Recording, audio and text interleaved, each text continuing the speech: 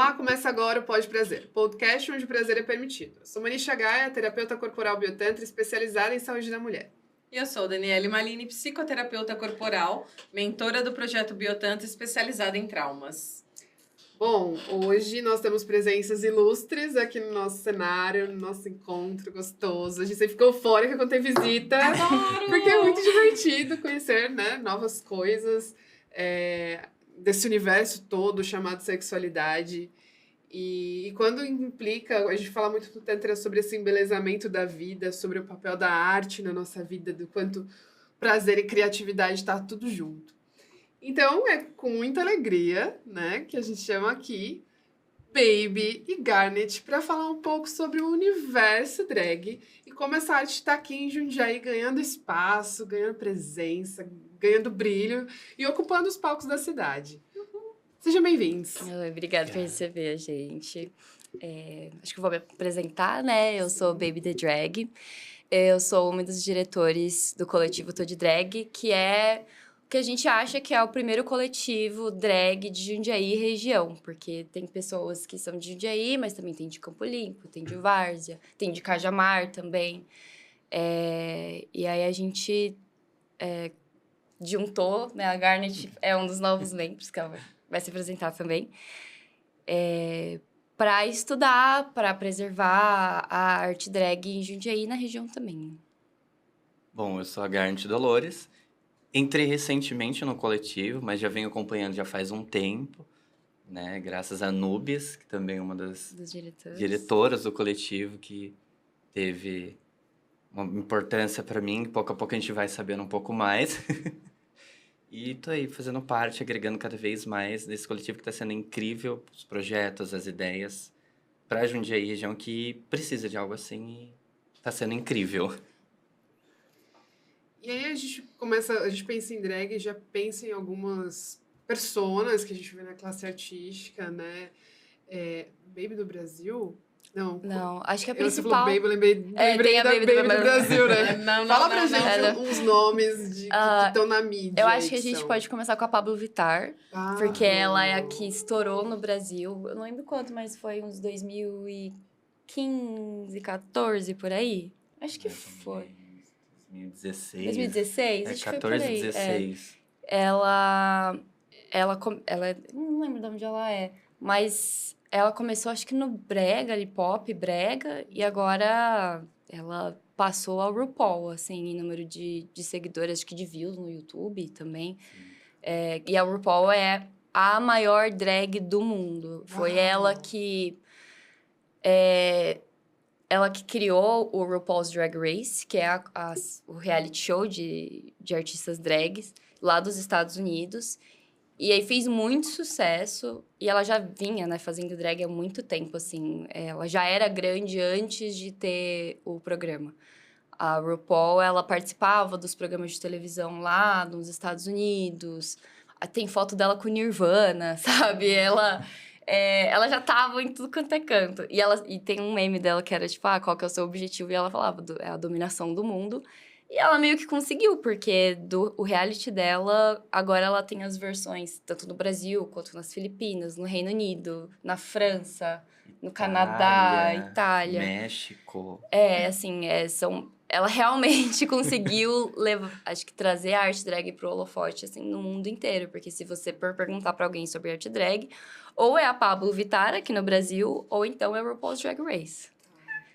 Eu lembrei não era Baby do Brasil, era a Nani. Nossa a Nani senhora. A Nani People?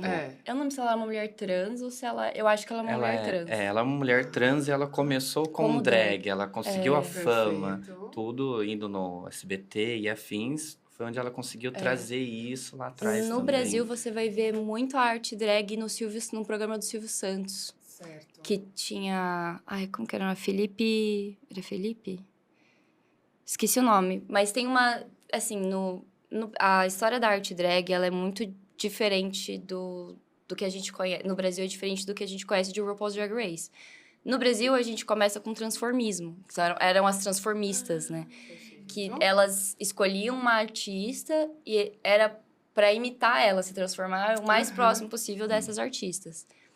E aí, quando as drags daqui começam a ir pro exterior, elas conhecem a arte drag, que lá era mais do que se transformar de um homem para uma mulher ou de uma mulher para um homem, assim, de artistas famosos. Mas sim criar uma persona para si mesmo e apresentar. E aí é difícil de definir arte drag, inclusive porque ela abrange várias outras artes, né? Então vai desde do canto, que a gente pode falar tanto da Pablo Vittar quanto a Glória Groove, aqui no Brasil, que canta. Inclusive, é um diferencial da arte drag no Brasil, é que as drags daqui costumam cantar. Você lembra o nome do programa? Tem um reality show de drags que cantam, que foi feito aqui no Brasil, acho que a Luísa Sons até é uma das juradas, junto com a Pablo Vittar. Super Drag Star? Eu acho que é Drag Star, é outro programa drag que tem no Brasil. Mas tanto tem teatro, tem a dança. E aí as drags voltam pro Brasil e trazem essa forma de arte aqui pra cá também, além da gente entrar em contato com o RuPaul's Drag Race. Mas você vai ver que nas gerações antigas, se você falar drag, não tinha drag no Brasil, eram transformistas. As do programa do Silvio Santos também eram transformistas, né? Sim, aí foi crescendo, foi mudando, principalmente com Márcia Pantera, Sim. que é um ícone da arte drag, e ela quem trouxe ao mundo o bate-cabelo, que também é uma coisa muito difundida no Brasil, que foi fugindo um pouco do transformismo, já indo para a área drag, com ela vindo com o bate-cabelo, apresentando isso e dando esse foco, que foi ela a pioneira, a criadora, e aí, pouco a pouco, isso indo parar no exterior. Então, as de fora começaram a bater bate-cabelo, mas a gente pode falar que é nossa, é do Brasil. Exato. Tanto que a Márcia faz muito sucesso na Alemanha. Vira e mexe, ela 2, 3 vezes por ano, ela vai e passa 3 meses lá, fazendo residência lá, porque ela é conhecida pelo bate-cabelo, a criadora. Então, e lá é muito, porque eles não tem esse gingado brasileiro que a gente pode falar. Com certeza. Então... Aqui em Jundiaí tem uma drag que é a Carol Della Lastra. E ela passou, né? Ela é drag, acho que desde sempre. E existe muita conexão entre a arte drag e a comunidade trans, porque trabalha exatamente essa questão de gênero, né? E aí essas coisas acabam trazendo à tona as vivências que você estava procurando e você se acha nisso, ou não. Tanto que não é porque você é drag que você é trans, ou é porque você é trans que vai necessariamente fazer drag. Uma coisa não é necessariamente ligada à outra, mas existe sim um cruzamento ali, né? Esses meios se encontram. E aí agora ela é uma mulher trans, mas ela também é drag. E ela tem o quê? Uns 60 anos. Ela já é idosa. Mas ela viveu toda essa transformação. E num dos nossos eventos, o Drag Vibes, a gente levou ela pra contar a história dela. Eu acho que ela parou nos anos 80. Mas ela conta, assim, que realmente era muito diferente do que é hoje a cena. Tinha muito mais drag antigamente. Era mais o transformismo mesmo. E aí as drags saíram, voltaram, descobriram drag, veio o RuPaul. E agora ela até fala que a gente meio que tataraneta dela. Assim. tem essa questão de família também, né? Tem as mães. Como a comunidade LGBT acaba criando esse laço, né, de família. E associando essas figuras paternas, né? Dentro da comunidade. Até por causa que muitas vezes pessoas da comunidade não acham acolhimento na própria família e se encontram na sua família drag, na própria comunidade em amigos e principalmente as famílias drag. A gente vê muitas histórias de drags que não tem contato nenhum com família de sangue, mas a família drag é a família que faz tudo. Então a gente vê muito desses laços criados mais forte que muita família que a gente vê por aí. Então é algo que ajudou muitas pessoas do meio LGBT num quesito geral nisso. Então é incrível ver que não só essa questão de se descobrir, que tem muita gente que acaba se descobrindo trans por causa que vai explorar um lado que às vezes abandonava, deixava de lado de explorar por conta de repressão familiar, social e etc. E se encontra ali. Tem amigas que justamente foi isso que ajudou a ver e enxergar, olhar para dentro de si e falar, nossa, eu estava fugindo do que eu era. E se encontrar. Então é incrível esse senso de família mesmo, de acolher, de proteger, ajudar, aconselhar, dentro da arte e fora da arte. Uma coisa incrível de se ver. E perfeito vocês já trazerem essa correlação, né? Que eu acho que como a gente pega aqui do Beabá, eu vou pedir para vocês serem bem práticos, assim, para explicar mesmo pra gente. Porque quando vocês falaram a Pablo, eu falei, mas trans, mulher trans, travesti. E a gente tem uma visão muito caricata, né? Das drags. É claro que a gente vê uma artista lá performando, assim como eu ia perguntar também da Lady Gaga, porque ela Sim. traz, né, ainda muito mais.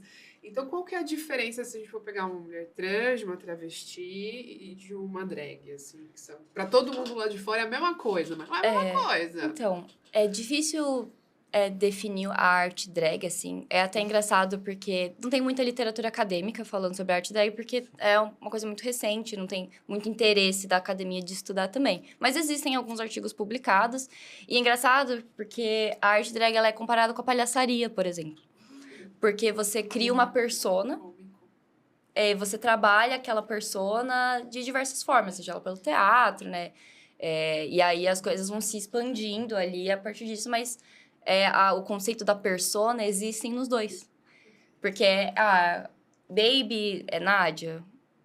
Não, mas porque Nádia vive o que Baby vive. Mas e não é. Então é uma persona, mas que tá muito ligada a quem você é. E quando você pergunta para um palhaço, é a mesma coisa. O palhaço também tem uma persona e que ele traz nesses momentos específicos. E é a mesma coisa com a drag. Então, eu acho que o que difere a drag de outras formas artísticas, por exemplo, então é só teatro, é só dança. Não, porque existe a questão do gênero em si. A gente trabalha muito o gênero. Então, atores podem se vestir do gênero oposto, mas a drag traz a persona, né? A persona ali daquele gênero oposto ou não, porque mulheres podem fazer drag queen, que é de mulher, homens podem fazer drag king, que é de homem. E você pode fazer o que você... E aí que é a beleza, né? Você pode fazer o que você quiser, você pode fazer uma persona não humana, sabe? Então, quando a gente fala... E aí, isso já a gente imediatamente está falando de arte. Enquanto a gente fala de gênero, de vivência, então, o que é diferente de uma mulher trans? Que é um homem vestido de mulher. Porque não é um homem vestido de uma mulher. É uma mulher. É uma mulher, sabe? E aquilo não é uma persona que ela tá criando. É ela, é aquela pessoa. A parte dela, né? É quem ela é. Então, acho por isso que a drag pode ser um lugar seguro para pessoas trans explorarem aquele lado dela que é reprimido pela sociedade, pela família, pelos amigos. Então, por isso tem essa relação, é a porta de entrada para muitas pessoas trans e que eventualmente acabam se descobrindo, né, pessoas trans e continuam fazendo drag, porque não é ela, é uma persona, sabe?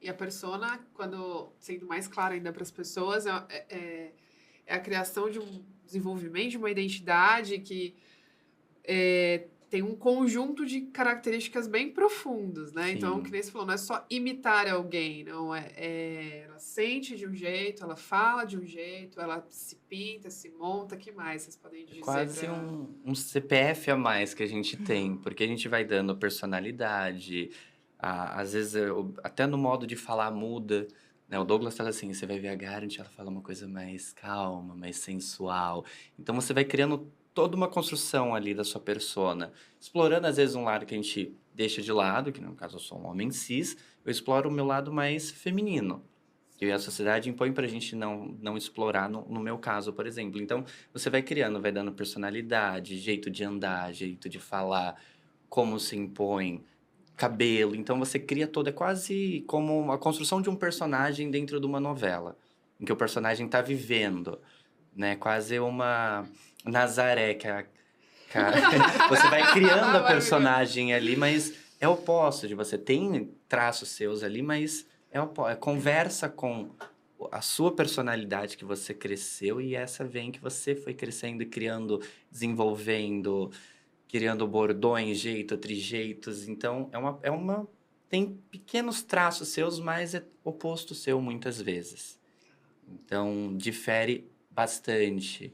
Você mas parte de você. Exato. Então, essa que é acho que é a graça, né? Como parte de você, você externaliza algo que você fala, não, eu não sou isso. Eu não preciso disso na minha vida, eu não vou seguir, isso que eu quero fazer na arte drag. Mas, ao mesmo tempo, você aprende com aquilo que você fez, né? Então, inevitavelmente, você vai trazer alguma coisa da sua drag pra você e vice-versa, né? Até porque é a mesma pessoa, mas é uma atuação, né? É uma performance. Deixa eu te perguntar uma coisa. Há a possibilidade de também, assim, por exemplo, como figura terapeuta, existem coisas que não se encaixam num setting de terapia. E aí, determinadas coisas que eu adoro, emoções, sensações, eu posso também ter esse lugar como canalização. Sim, com certeza. Eu acho que, pra mim, por exemplo, Uhum. eu, Nádia, tenho muita dificuldade de expressar raiva, sentir raiva. Mas no palco, eu vejo como um lugar para explorar isso de forma lúdica, Legal. sabe? Uhum. Então, sim, eu acho que como toda arte tem, sim, um papel terapêutico, né? Tipo, da mesma forma que o teatro tem, né? Ou até a questão visual, das artes visuais, porque você não tá só performando, mas você tá criando o seu look, qual é aquela aparência, quais signos você quer trazer ali, né? E signo eu quero dizer no sentido mais da semiótica, né? De, um cabelo comprido vai trazer que sentido? A saia, por exemplo, vai trazer que sentido? Uma bota, eu vou descalço, não vou, coloco um brinco. Por exemplo, um brinco de um lado só é muito mais masculino do que um brinco de 2 lados. Então, eu, por exemplo, que faço... A minha drag, ela é mais queer, né? Ela não é nem masculina, nem feminina. Eu caminho entre os dois. Posso ser hiper masculino ou hiper feminino, mas costumo ficar ali no meio. Eu costumo usar de um lado só. Porque eu sei que isso traz um significado mais masculino. Até se for ver, tipo, K-popper, pá, assim... Você vai ver que os branquinhos é um de um lado só. Ou até mesmo os boleiros, eu acho que um tempo atrás também, né? Tinha o cristalzinho de um lado só. Não é? E aí você vai entendendo também, fazendo essa seleção, quais significados você vai descobrindo, né? Significados tipo, nossa, quando eu fiz isso, ficou muito mais feminino do que masculino. E eu não esperava isso, sabe? Sem falar, eu acho, da questão de desconstruir o seu rosto e construir ele de novo, entendendo, tipo, rostos mais largos são mais femininos. Enquanto rostos mais finos são mais masculinos. Coisas redondas são mais femininas e coisas mais pontudas, né? Tipo, elas são mais masculinas. E que é totalmente arbitrário, né? Tipo, a gente só... é aquela coisa do azul e rosa. Você vai percebendo, tipo... Nossa, existem essas coisas que são totalmente arbitrárias, mas que fazem parte da nossa cultura, né? E aí, acho que por isso que drag também tem muita questão do estudo de gênero, né? De entender essa questão. E acaba sendo extremamente terapêutico, né? Porque você vai desconstruindo o seu rosto, você vai criando ali, você vai vendo, mudando a forma, como funciona a iluminação no seu rosto. Aí você pensa numa música, que nem a gente teve evento, a temática foi Lady Gaga. Cada um apresentou uma música diferente. Eu vim com uma conhecida, mas com toda uma proposta, uma construção de sentimento ali. Para mim foi uma terapia dentro de alguns grandes problemas que eu venho passando, pessoais. Então eu externalizei aquilo, que foi a música Million Reasons da Lady Gaga. E toda a construção da roupa, as tonalidades da maquiagem foi pensando no sentimento de melancolia, né? Eu te daria 1 milhão de motivos para ficar. Então eu tava com vestido de noiva, bufante, uma tonalidade azul na maquiagem, de melancolia, de tristeza, de enfrentar esse sentimento de tristeza. Então, para mim, foi uma terapia. Então, acaba sendo, porque você junta aspectos, muitas vezes, do que você tá passando naquele momento e enfrenta aquilo. Tipo, eu tô ignorando, mas naquele momento que você tá construindo seu personagem, construindo uma performance, pensando em você vem aqueles sentimentos que você foge. E você consegue externalizar e acaba lidando melhor com eles.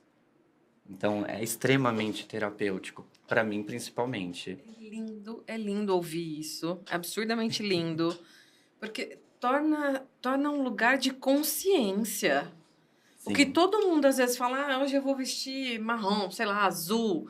E nem saca que é por causa que tem esse lugar, esse símbolo, esse significado. Que lindo ouvir isso. E o que tá querendo comunicar, né? É o que eu comunico pro mundo. Então, aí a gente sai dessa esfera, que é a pergunta que eu ia fazer, né? Qual é o papel político nisso tudo, né? Que é... E aí, às vezes, de fora, a gente acha que é um trabalho debochado, é um trabalho... Deixa eu só ver aqui, vou pegar um monte de elemento e montar, como se fosse uma árvore de Natal. Então, existe, sim, uma comunicação. E aí eu percebo que tem, sim, um elemento do humor, né? Até um humor escrachado, mas não necessariamente tem nada a ver com aquele humor que a gente vê de stand-up comedy, né? Que, infelizmente, pesa na mão, assim. Então, fala pra gente um pouco do elemento do humor, apesar de você falar de trazer uma coisa mais, né, melancólica, mas até dentro da melancolia, possivelmente, você foi trazendo vocês trazem. Essa minha última performance no DMTS, que foi agora quinta-feira, pela primeira vez, eu trabalhei um pouco do cômico. Porque as minhas performances costumam ser mais emocionais, assim. Eu sou emo, né? Então, a minha drag é emo. Então, foi a primeira vez que eu trouxe a questão do cômico. Eu coloquei, tipo, uma meiona dentro de uma meia calça. Então, ficou, tipo, uma jeba enorme assim, embaixo da minha saia. E foi engraçado, porque eu sou uma pessoa insegura, né? Então eu tava assim, tipo, nossa, será que as pessoas vão achar isso ridículo? Tipo, só que essa é a questão, né? É ridículo. Eu achei incrível que as senhoras amaram. Todo mundo teve uma cena e falou, nossa, eu amei seu bingulhão. Ótimo nome! E, sabe, eu vi depois também as reações, tipo, nossa, a hora que você apareceu e começou a balançar, porque eu fiz uma coisa meio Magic Mike, sabe? E aí, E é engraçado porque Nádia jamais estaria nessa posição de fazer isso. Mas com o Baby, eu tive esse espaço de... Apenas de considerar fazer, eu falei... não, acho que eu consigo fazer. E também então, tem essa questão, né, de testar os limites e o cômico... A Anubis, ela entra um pouco mais no cômico, assim. São outros membros do coletivo, né? A Alana não, também. Não tem... Acho que a She-Wolf entra um pouco no cômico. O que é engraçado, porque drag é muito associado ao cômico, mas do nosso grupo, a gente não vê muito, assim. Mas você tinha falado da questão política, eu lembrei da Dakota Monteiro. Porque quando a gente fala de aparência, a gente também tá falando de padrão, né? Físico. Então, é costume de drags, e isso é uma coisa que veio do exterior, porque muito da nossa cultura drag hoje em dia é muito americanizada por causa do RuPaul's Drag Race. Então, você acaba tendo mais produções, né? Tipo Rocky Horror Picture Show, que é um musical que tem uma drag que ficou muito famoso lá fora e acaba, né, ficando famoso aqui também, porque faz muita referência a isso no reality show. Você tem... Paris is Burning, que é o documentário, mas daquelas drags australianas que vão pro meio do deserto. Priscila Rainha do Deserto. Priscila Rainha do Deserto também. Só que aqui no Brasil é difícil a gente pensar numa produção de drag, a não ser Nani People, né? Que era mulher trans, que é da comédia, né? Porque o Brasil é forte na comédia. Então... por isso que a gente associa, mas é uma parte muito pequena, assim. Tipo, eu acabei nem falando da Dakota Monteiro, né? Da aparência. Desculpa. Quando a gente fala de aparência, é comum lá dos Estados Unidos de afinar o nariz, né? Aquela bolinha, assim, você conecta aqui. A Dakota Monteiro é negra. E ela falou, eu não vou fazer isso. E o que ela faz? Ela destaca o formato do nariz dela, sabe? E é um ato meio que revolucionário, porque ela fala, tipo, não, tá todo mundo falando pra eu afinar o nariz, eu não vou. Eu vou destacar exatamente o que estão falando pra eu esconder. Então, você tem essas considerações, porque quando você fica assim, demora o quê? Umas 3 horas pra se maquiar, dependendo do tipo de maquiagem que você faz.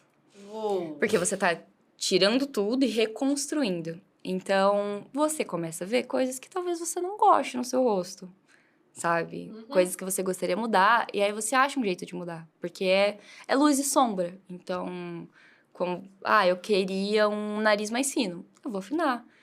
Eu queria uma testa menor. Faz a linha aqui, porque você vai colar uma peruca, você desce. Eu queria uma bochecha mais fina. Você pode desenhar, vai estar, né? Você que vai fazer. Então, tem essa parte terapêutica também de entender que às vezes não funciona no seu rosto. Eu já tentei fazer bocão, não funciona porque minha boca é pequena. Então existe esse processo de entender, tá, o meu rosto é esse, eu consigo mudar isso. Agora, por exemplo, não penso mais em tipo, eu vou mudar o que eu não gosto do meu rosto. Eu vou fazer com que eu vire outra pessoa. Falar, hoje eu quero ser mais masculino, então eu faço com que fique mais masculino. Vou fazer um contorno mais masculino.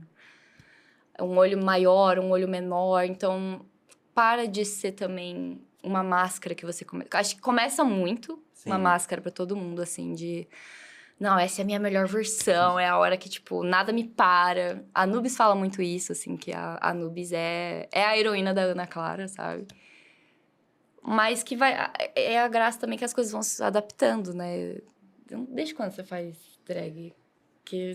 Fazem 9 anos já. Nossa! O meu é desde 2023, eu acho. Não foi no workshop da Anubis? 3 anos. É, mais ou menos. Vai fazer uns 3 anos. Acho que 2022. Foi 2022. Então, 3 anos e 9 anos, a sua jornada é totalmente diferente da minha, sabe?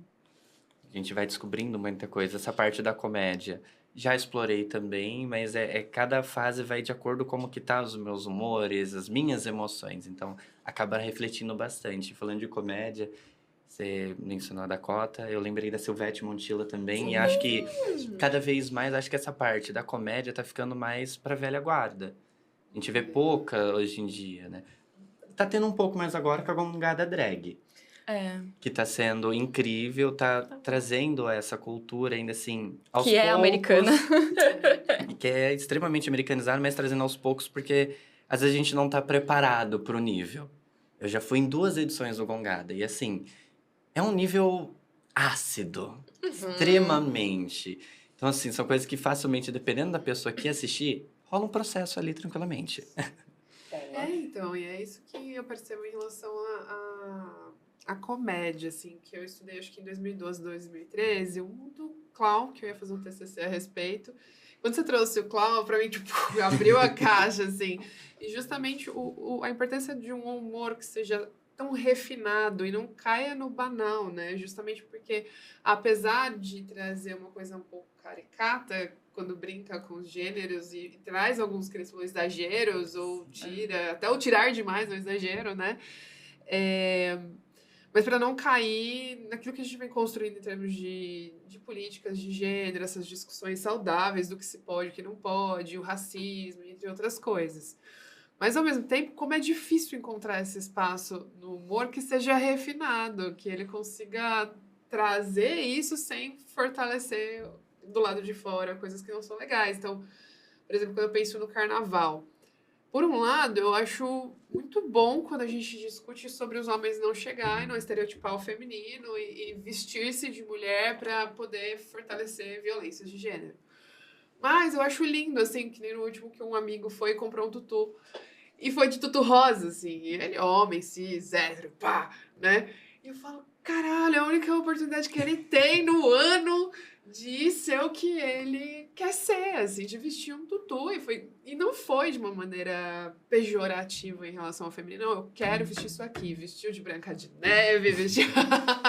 É algo semelhante, assim, essa libertação, assim, de poder? Eu acho que tem muita ligação de você explorar algo que você não exploraria e aquele momento você tem uma desculpa a mais de, ops, eu vou fazer isso porque, que nem o carnaval, nesse caso, do seu amigo, por exemplo, é justamente isso. Você tem uma oportunidade de explorar o que você gostaria de fazer sem ofender, mas que você tinha uma curiosidade de experimentar e não ser julgado. Exato. Que é justamente essa parte do não ser julgado, que às vezes a gente se priva mesmo. Eu, como pessoa, eu me privei muito na parte da adolescência de muita coisa, como cabelo colorido. Na minha adolescência era a coisa mais estranha, né? 2012, 2013, um garoto de cabelo colorido. Nossa, cada piadinha hoje eu vejo e falo, gente, as crianças nem nasceu direito, já tá com cabelo colorido. Exato. Então é justamente tá ali, confortável para não ser julgado, porque eu acho que uma das maiores questões pessoais das pessoas em si é o julgamento. E às vezes você deixa de fazer uma coisa que você tem curiosidade de experimentar por causa do julgamento. Então, eu não vou vestir o tutu. O que vão falar de mim? Mas é carnaval, putz, eu vou poder experimentar. Então, vem essa virada de chave de eu posso experimentar. Vai ter gente que vai olhar e vai amar. Vai falar, nossa, é incrível. Que nem eu já tive experiências das mais maravilhosas, as mais aterrorizantes montado. De vir pessoas, senhorinhas, que nem comentou, e elogiar, falar, nossa, você tá muito linda, que divertido, que não sei o que tem. E dos comentários mais sexuais, do tipo, sexualizando totalmente, perguntando coisas extremamente íntimas. Correligando a hora que perguntou minha idade com centímetros. Então, Oi? tipo, eu lembro porque eu tinha acabado de começar a fazer drag, eu tinha 18 anos, e conversando com o senhor, e ele veio até, aparentemente educado, nossa, tá bonita, bababá. Quantos anos você tem? Eu, 18. Ele chegou mais perto, 18 anos ou 18 centímetros? Eu olhei assim, gente, eu fiquei em choque. Porque é justamente isso. Você não quer passar por situações. Mas isso acaba... Pouco a pouco você vai sabendo como lidar da melhor maneira e ensinando também essas pessoas que vêm. Usa disso para julgar, para tentar diminuir essa questão artística, pessoal, de brincar, de explorar, seja o que for. Porque a vida passa muito rápido. Se a gente não explorar, seja comer um prato diferente, um grilo, que nem a gente vê o povo comendo, experimentando, que eu tenho curiosidade de experimentar, a uma roupa. Então, às vezes, o Douglas sai com o kimono da Garnet, com o salto da Garnet, e vou. Por quê? Se eu não aproveitar... E não dá mostrar para as pessoas, principalmente os mais novos, essa nova geração que está vendo muita coisa de internet, viralizando na internet, mostrar que você tem que ser você, independente, não ligar para os julgamentos e bater na tecla, tipo, eu protejo, ninguém vai falar nada, ninguém tem o direito. Você não vai conseguir levar isso para frente e ensinando as pessoas a respeitar, a entender e se permitir. Eu acho que desculpa. Eu lembrei de uma frase da RuPaul, que é Everyone is born naked and the rest is drag. Que traduz pra todo mundo nasce pelado, o resto é drag. E a gente até pode puxar ali Simone de Beauvoir pra falar, né? Tipo, se torna mulher, não se nasce mulher. A gente vai entendendo que muita coisa do que define gênero é performance. Vestir uma roupa é performance. Então, eu acho que é uma pena a gente ter poucos espaços de abertura pra gente explorar essas performances, sabe? Ele só botou uma saia. E o comportamento dele provavelmente já mudou por ele ter botado essa saia. Ele poderia colocar essa saia em qualquer outro momento. Indo no shopping, sabe? Indo comprar um pão, que fosse. E eu acho que pensando também nesses tempos mais conservadores, o que acontece também é que as coisas vão ficando mais chatas, né? Você vai tirando, limpando, higienizando, até você ficar nas casas beges, brancas, sabe? Tipo, sem cor nenhuma, sem graça nenhuma, sem experimentação, sabe? E eu acho que a drag, pelo menos, a gente acaba levando um pouco mais a sério, né? Porque é uma arte, também é uma profissão nossa, né? Drag é uma arte cara, porque você precisa comprar maquiagem, você precisa comprar peruca, você precisa comprar sapato, roupa. E, de repente, você tá tendo que trabalhar para pagar as coisas que você tá comprando. Sim. Aí o hobby, né? Acaba saindo de um hobby, mas você não precisa ser drag pra fazer essas coisas, sabe? Eu vejo muita gente, eu tenho aquele vestido lindo, mas, assim, ninguém tá casando, uma formatura pra eu ir, pra eu usar. Eu fico... Por que você não usa? Usa, você não quer usar? Tipo, por que a gente fica... Né? Eu entendo que existem muitas questões ali, culturais, que nos impedem de fazer isso, mas... Poxa, eu queria que a minha sobrancelha fosse azul hoje. Daí, sabe? Use. E é engraçado, né? Porque existem esses momentos de... Nossa, alguém foi super desrespeitoso comigo enquanto eu tava montado, ou uma coisa assim, mas, de forma geral, as experiências que eu tive foram boas. As crianças ficam encantadas, né? Porque, do nada ali... Drag é uma arte pra se ver de longe, né? Porque, assim, por exemplo, eu que faço um olhão, meus cílios mesmo, tá aqui na sobrancelha. Uhum. Então, quando a criança vê de perto, ela fica meio assim, né? Mas é sempre um encantamento. E as mulheres também, elas... que a gente chama, né? As mulheres viado, que adora ali, porque gosta muito da cultura gay, né? Pô, Lady Gaga, Beyoncé, Pablo Vittar, Glória Groove. É muito divertido, né? Mas existe aquela admiração. Eu vejo, tipo, nossa, como você tá linda, como você tá lindo. E essa coisa de... Eu queria ser também. E eu falo, tipo, você pode ser também. Porque você já é, sabe? Isso aqui que a gente faz é exagerar um pouco e ir experimentando. E eu acho que é um convite também para todo mundo se exagerar um pouco às vezes, sabe? E tudo bem você não gostar. Mas você vai falar, tipo, pô, mas eu tentei. E, não, realmente, pra mim, a sobrancelha azul não é. Mas pode ser que seja. Você olha e fala, nossa, era o que tava faltando, sabe? Começa no quarto. A gente, não sei, acho que geralmente todo mundo começa, né, se maquiando no quarto e tudo mais. Passa por um processo de falar, nossa, como eu tô feia, né? Porque no começo da montação, ninguém nasce sabendo fazer as coisas, então você vai errar. No começo, você vai fazer umas combinações que, nossa... Mas você vai melhorando e você vai vendo o que você gosta e o que você não gosta, né? Acho que como tudo é na vida, né? Assim, você tem que experimentar para saber. E é uma pena que a gente tem poucos lugares para essa experimentação, né? Falando nisso, fala pra gente do coletivo, as atividades que já rolam, né? Como que ele tá funcionando, a festa que teve, que a gente citou aqui em maio. Você tem mais alguma pergunta sobre isso? Não, pode. Eu ia comentar que o único lugar não é só o quarto, ou o que vocês falam, mas eu já tive o prazer de viver isso no setting terapêutico com clientes. Que legal. Que se permitiram no setting fazer essas experimentações.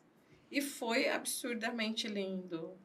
Então, fala mais, conta como vocês fizeram, onde a gente pode ir também.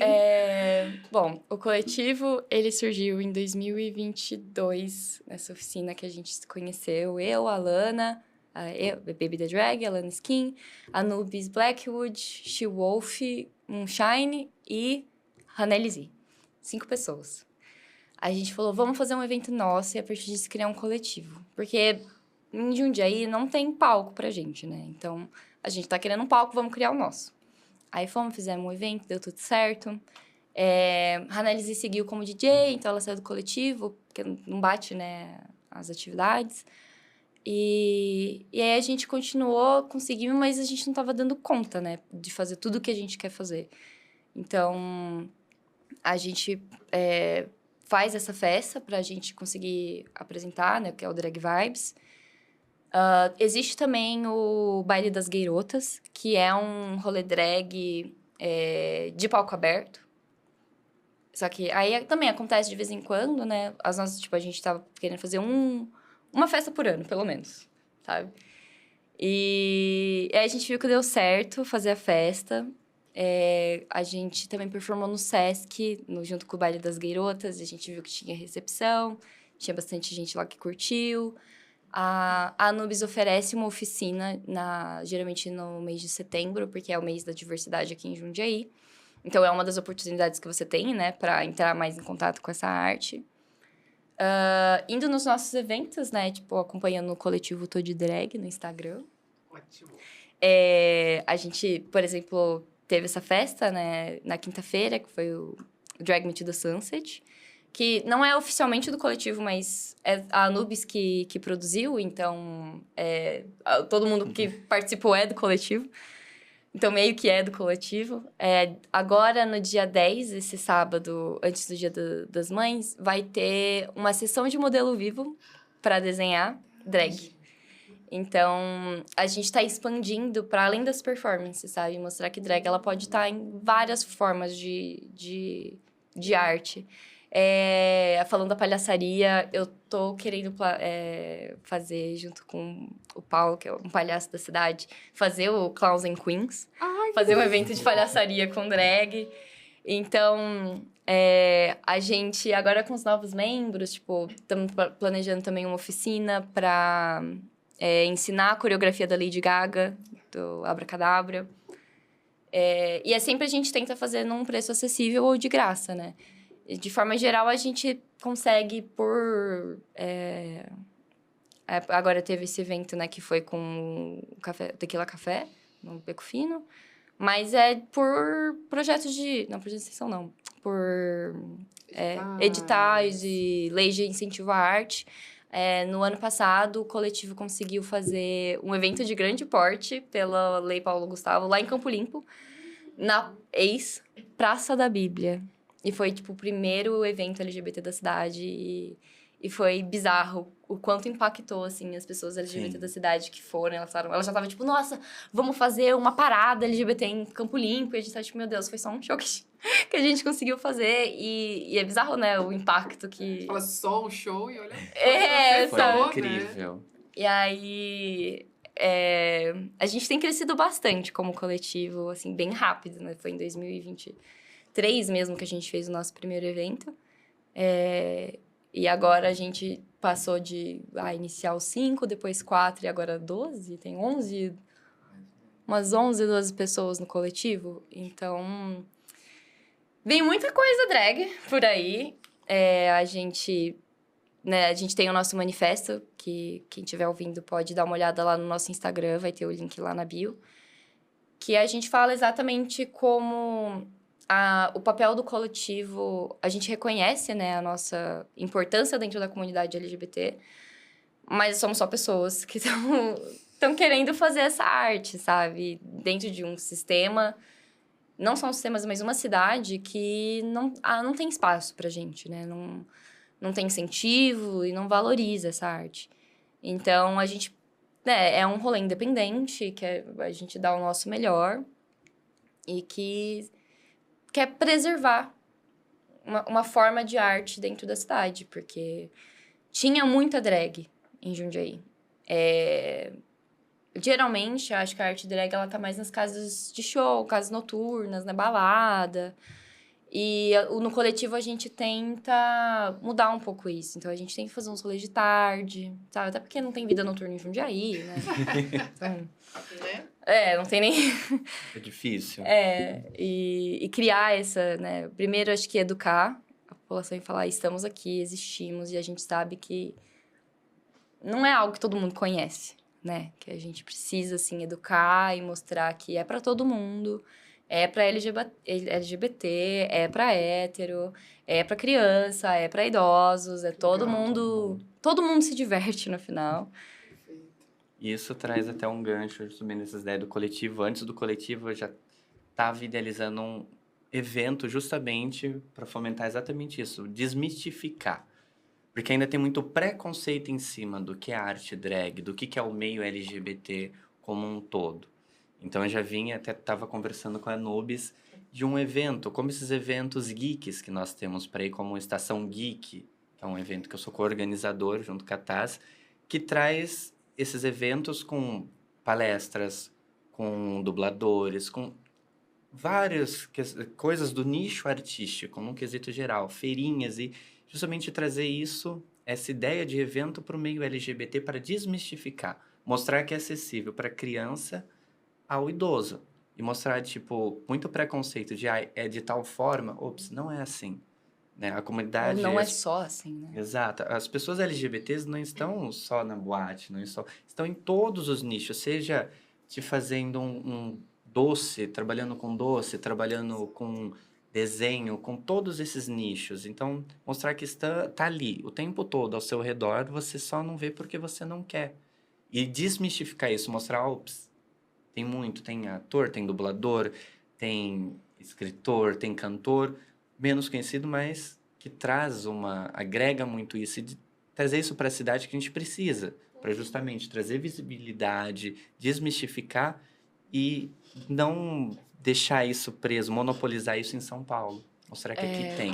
Um problema que a gente tem aqui em Jundiaí é que tem, sim, um público que tem interesse, né, na arte drag, mas ela se mobiliza toda para São Paulo para consumir.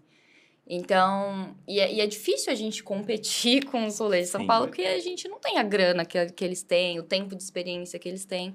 Mas a gente também tá aqui para provar que, tipo, não, aqui também tem um rolê de qualidade e que deve ser valorizado na própria cidade. Não é só na capital que você vai achar, tem aqui também. E tem muita gente, como deu pra ver no coletivo, tem muita gente interessada em fazer drag. Tem muita coisa pra mostrar, tem muita história pra contar, porque drag é sobre isso, né? A arte costuma ser sobre isso, né? Você tá vendo um pouco ali do artista apresentando alguma coisa pra você, seja, né, uma coisa cômica, seja uma coisa mais dramática ali, a melancolia, mas são histórias que geralmente você não tem contato, né? Eu acho que é isso que é interessante, porque é uma forma de arte muito abrangente. Então, mesmo dentro do coletivo, são muitas formas diferentes de fazer. Então, eu, por exemplo, sou mais do teatro. A Garnet, ela é muito emotiva também, mais do teatro. A She-Wolf, ela canta. A Medea canta no gogó. A Alana é da pirueta, é do Death Drop, cai no chão, da cambalhota, sabe? Tem muitas formas, tem drags, que são circenses, sabe? Agora a gente quer fazer o Queens and Clowns, sabe? Explorar. Então, eu sinto que agora que a arte drag, ela se expandiu um pouco mais, ela tá num momento de entrar nessas outras artes, assim, e falar, não, a gente consegue também fazer isso, a gente tem espaço aqui também. E a única diferença é que a gente aborda gênero. Sabe? A gente faz o nosso teatro. Inclusive, foi a Alexa Twister, né? Que ganhou um prêmio de atuação. Shell. Foi o prêmio Shell. Por ter feito Hair Lear. Que é uma interpretação de uma peça de teatro, mas toda feita com drag. Então, é um personagem em cima... É uma persona em cima de um personagem, sabe?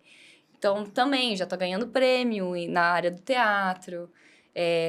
Você já tava nos musicais, né? Você tem... John Travolta fez drag, né? Quando fez Hairspray. Sabe? Além do Rock Horror Picture Show, que tem, né? Já o personagem drag. Mas existem drags em vários... o Ed Murphy também já fez, assim...